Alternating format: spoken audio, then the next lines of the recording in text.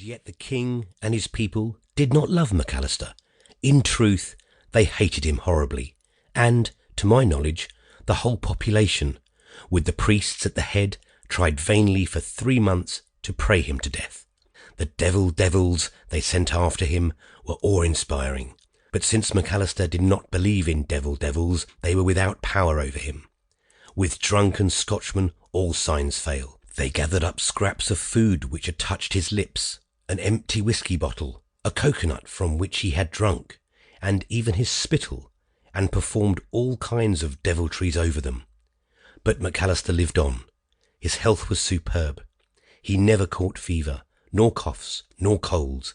Dysentery passed him by, and the malignant ulcers and vile skin diseases that attack blacks and whites alike in that climate never fastened upon him. He must have been so saturated with alcohol as to defy the lodgment of germs. I used to imagine them falling to the ground in showers of microscopic cinders as fast as they entered his whiskey-sodden aura. No one loved him, not even germs, while he loved only whiskey, and still he lived. I was puzzled. I could not understand 6,000 natives putting up with that withered shrimp of a tyrant.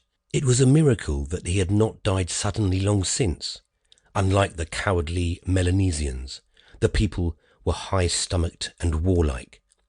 In the big graveyard, at head and feet of graves, were relics of past sanguinary, history, blubber spades, rusty old bayonets, and cutlasses, copper bolts, rudder irons, harpoons, bomb guns, bricks that could have come from nowhere but a whaler's trying out furnace, and old brass pieces of the 16th century that verified the traditions of the early Spanish navigators. Ship after ship had come to grief on Oolong. Not 30 years before, the whaler Blenheim, running into the lagoon for repair, had been cut off with all hands.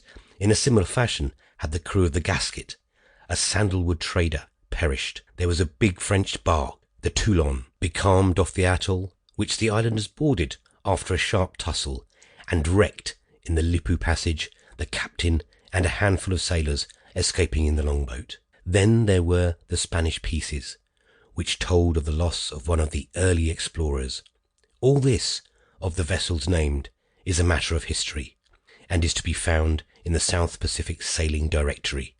But that there was another history, unwritten, I was yet to learn. In the meantime, I puzzled why 6,000 primitive savages let one degenerate Scotch despot